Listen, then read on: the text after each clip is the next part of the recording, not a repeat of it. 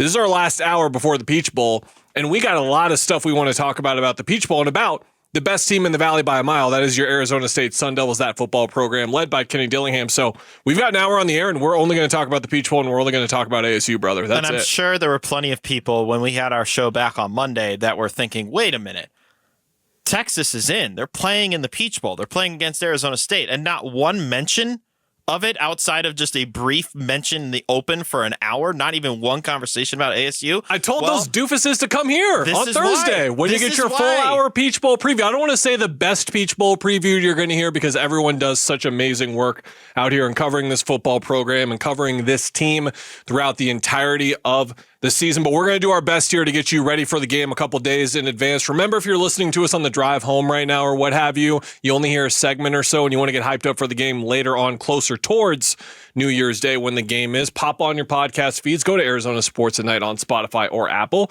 and you'll find everything we got to say about this game. And let's start right there just by setting the scene here, Mitch. This to me is just, you get to go to the big boy table. You know, you're not so much, it's not the kiddie table. Winning the Big 12 is not just the kiddie table. Don't get me wrong, but you get to put yourself up against the best. And this is what I love about postseason playoffs, whatever you want to call it exactly, in whatever sport it is. And it would have been different if they would have had a slightly different matchup. No offense to Iowa State, no offense to any of the big 12 wins they had towards the end of the year. But now we really get to see how much progress has truly been made. There's been a whole lot, but is there even more than we thought? That's part of what we're going to find out in this game, I think. So, as of course we knew, thinking back all the way to Selection Sunday, which feels like forever ago because ASU hasn't played a football game in, almost 3 weeks now.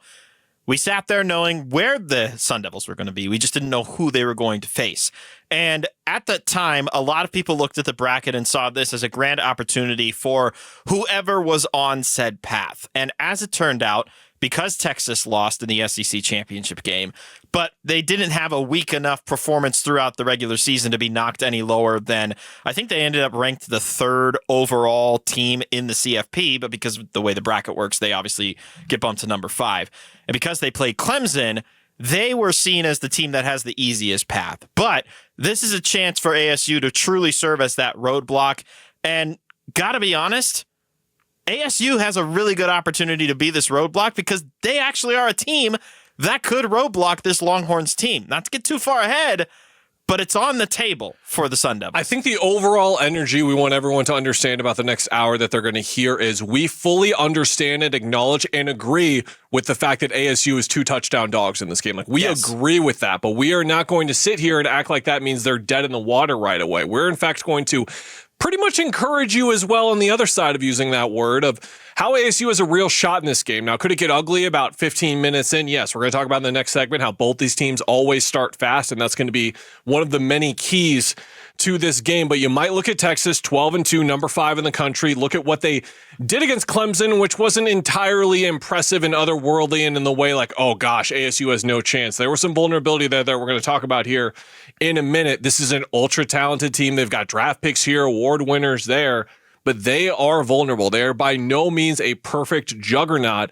And ASU, as everyone has said, and I think we should just say ourselves, even though it's obvious, is arguably playing the best current football of any team in the country right now. And it's weird to say that, too, because we haven't seen them play in a few weeks. But if we recall ourselves back to how they performed against Iowa State, even if you want to lump into that how they performed against Arizona, even if you want to lump into that despite the wacky and wild finish that was their victory over BYU, ASU is on a real heater right now. There's been a trend about their schedule where they only lose the game going into a bye week. So they've already got that out of the way. And coming out of the bye week, they go on a winning streak. And they currently have one of the longer winning streaks in college football right now because there is no Florida State that's won every game for the last 25 or Georgia that is undefeated in the last 2 seasons. There's no version of that right now. ASU has one of the longest winning streaks in college football as we currently sit here today. This is an opportunity for them to really flex how good they are, and more importantly, give a little credence to the Big 12 conference as a whole, because there's a notion out there, Kel, I'm sure you know this, I'm sure you're aware of this. This was even back when there was a Power 5 FBS. There's a notion out there the Big 12 is not as good as the SEC or the Big 10. And there's a notion out there that maybe Arizona State shouldn't be in the top 12. This is their chance to prove all those doubters right. that this is a team that belongs. And more importantly, I think they've got the perfect matchup to be able to prove that they belong. Texas defeated Clemson 38-24 in that first round of the college football playoff. That was a game where Texas got off to yet another hot start. They were up 28-10 at halftime, and you might have seen that score. You might have been out doing errands or whatever that day, caught that score and been like, oh boy, it's going to be a tough test for ASU, and that point is certainly right. But if you look at the sequence of events that sort of happened in this game, Clemson had plenty of opportunities to make this game much closer than it appeared. First of all, they didn't really have running backs in general. They were using wideouts to run the ball with. There was the big run by Randall in the first half on the third drive of the game where it led to a Clemson punt because of some other misfortunes. And then in the late first half, there was the pick six that was called back because of the illegal block.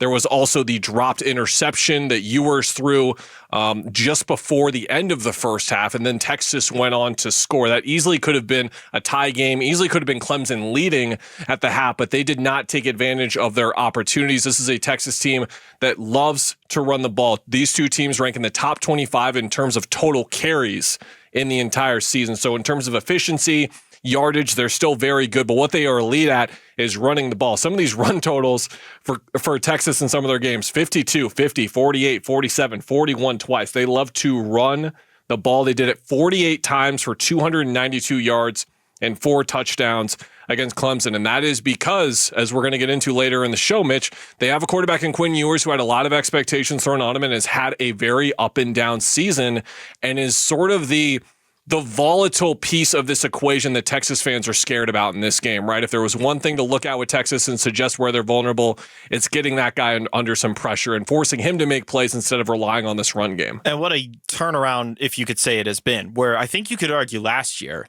that even with the same defense that Texas had, Quinn Ewers was kind of lighting the world on fire. And he was a big reason as to why the offense was moving last year.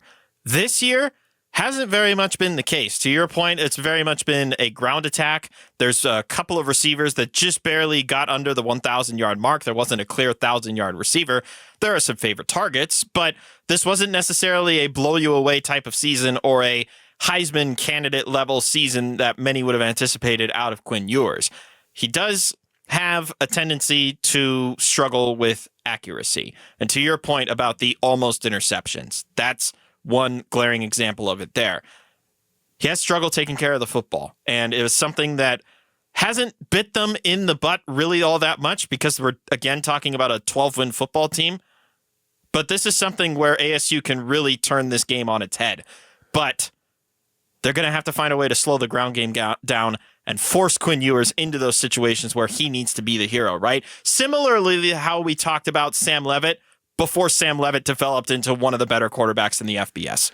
The more encouraging part of this game that we watched was on the other side of the field because Texas has a juggernaut defense, plenty of award winners, plenty of future first-round picks in this upcoming draft, first-round picks in the coming drafts after that.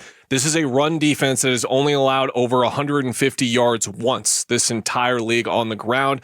And that's not the most impressive part of their defense. It's actually their pass defense. Coming into that Clemson game, they had given up 4 passing touchdowns the entire season. 4. But here's the thing, Mitch. Cade Klubnik on Clemson, he was kind of cooking a little bit. He threw 3 in one game. He threw for 3 touchdowns in that game and those 336 yards. The next highest total after that by a Clemson opponent this year was Kentucky with 211. So they are coming off of by far their worst game in pass defense, and I just love that Kenny is going to be, and his staff is going to be able to fine tune and really fine pick and look inside the weeds at what exactly worked for Clemson and what they can replicate. And you made this point last week, and I totally agree. What I love about this is you look at Klubnik and Leavitt as quarterbacks. The skill set is similar. Like you look at what Klubnik did in moving around the pocket, giving himself an extra second or two. The legs weren't really as valuable as we thought they would be in terms of gaining yardage, but in terms of giving himself time, looking for other opportunities in the pocket, he was able to do that, and we know Sam Leavitt can do that. And Sam Leavitt can do it to a much higher degree. To points that he was one of their top 3 rushers this year. He just has the ability to get out in space and run. Very similar to quarterbacks that Kenny Dillingham has worked with in the past, a la Bo Nix most recently. This is going to be a grand opportunity for ASU's offense to really establish themselves early